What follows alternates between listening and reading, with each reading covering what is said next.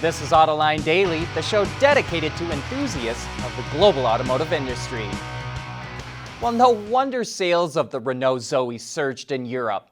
Last week, we reported registrations were up 107% last month, the bulk coming from France and Germany. We noted that was due to new EV incentives, but we didn't realize how generous those incentives are. In France, buyers get a €7,000 subsidy, while in Germany, it's €9,000. And Bloomberg reports a dealer chain in Germany is advertising a lease for the Zoe that is entirely covered by subsidies. In France, the Zoe can be leased for €79 a month. And those aren't the only screaming deals. The Smart EQ is available via lease in Germany for under €10 a month.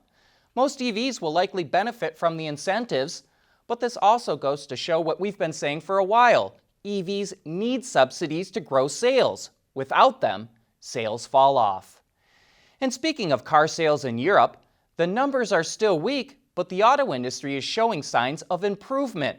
According to the European Auto Industry Association, automakers sold more than 1.1 million vehicles in June, which is down 24% compared to a year ago. But that's an improvement over the 57% drop in May. All countries in Europe saw sales fall except France, which posted a 1.2% gain thanks to those incentives for low-emission vehicles we mentioned before. Through the first half of the year, sales are down about 40% in Europe. U.S. manufacturing output increased last month. Reuters reports it was up 7.2% in June after increasing 3.8% in May. Here's our Autoline insight. Automakers have been running a lot of overtime to make up for lost production and low inventory levels. In fact, total inventory in the U.S. is 1.3 million vehicles below where it was last year. And while automakers continue to increase production, output is still over 11% below where it was in February.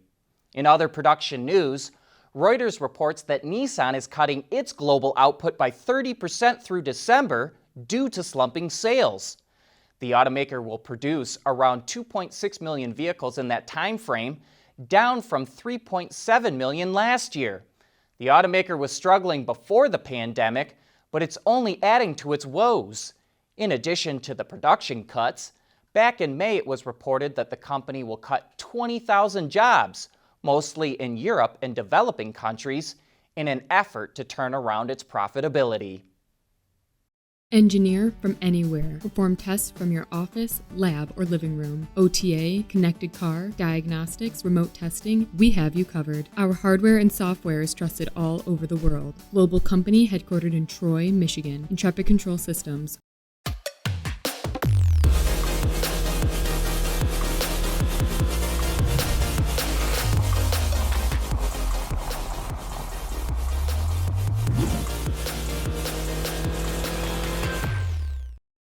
What is Michigan's Chief Mobility Officer's plans for electrification, autonomy, and sustainability?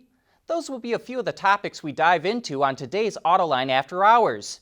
Pete Bigelow from Automotive News will also join John and Gary on the show, and that's today at 3 p.m. Eastern Time on our website or YouTube channel. Once PSA and FCA merge, the automaker will be known by a new name. The two companies announced that the corporate name of the new group will be called Stellantis.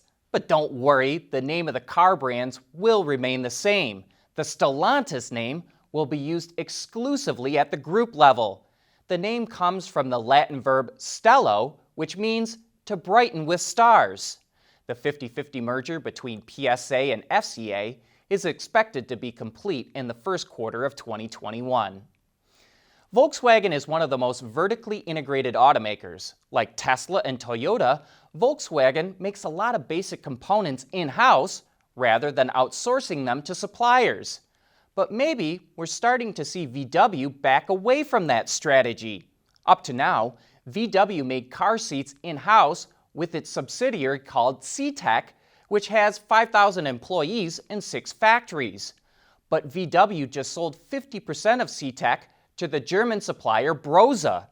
That will allow the seat maker to start selling to other automakers, not just VW. Here's our Autoline insight. Vertical integration is nothing new. Henry Ford perfected it at the Rouge plant 90 years ago, where iron ore went in one end of the manufacturing complex and cars rolled out the other end. By building everything in-house, automakers can eliminate the profit that suppliers would have tacked onto the cost of their components, so it can be more profitable. But not always.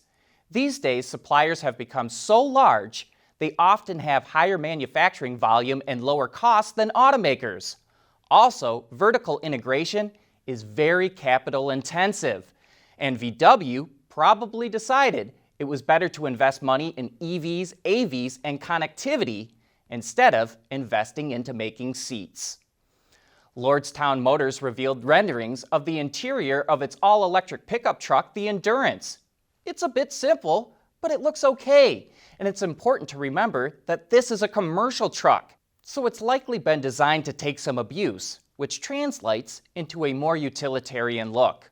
Lordstown says reservations and letters of intent have surpassed its first-year production goal of 20,000 units, but also says that deliveries will be pushed back from the beginning of 2021 to the summer. Autoline Daily is brought to you by Bridgestone Tires, your journey, our passion, and by Intrepid Control Systems, over-the-air engineering. Boost your game. On the heels of the 911 Turbo S, Porsche is now introducing the 911 Turbo. The interior and body styling are very similar between the two cars, so we'll stick to the big differences. The 3.8-liter twin-turbo six-cylinder boxer engine in the Turbo puts out 572 horsepower and 553 pound-feet of torque, which is funneled through an 8-speed PDK transmission. In the S, that engine is tuned to 640 horsepower and 590 pound-feet. Despite that gap in power, the Turbo is only a tenth of a second slower 0 to 60 than the Turbo S. Then add in that the Turbo is more than $30,000 cheaper, and we wonder why anyone would buy the Turbo S. Well, maybe that's because I can't ever imagine being able to afford a vehicle over $100,000, let alone $200,000. Here's something we think you might enjoy though. The first Popemobile to feature a glass bubble is now on display at the Mercedes-Benz Museum. The G-Class was modified for Pope John Paul II's visit to Germany in 1980.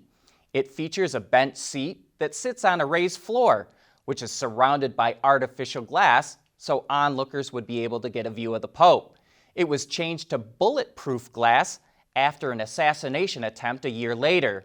Other features include integrated lighting, an extended wheelbase, a 75 kilowatt or 102 horsepower four-cylinder gasoline engine, and a powerful air conditioning system, so the Holy Father wouldn't get cooked.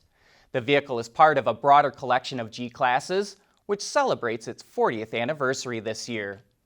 And speaking of classic vehicles, here's another Wisconsin barn find, and we told you it would not be a Nash. While I don't think this will be a hard one to identify, leave your guesses in the comments, I had a much different reaction to this barn find than any other one that I can think of.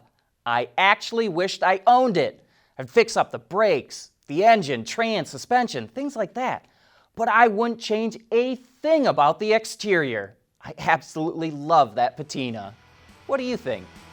But that's it for this Autoline Daily. Thanks for watching, and please join us again tomorrow.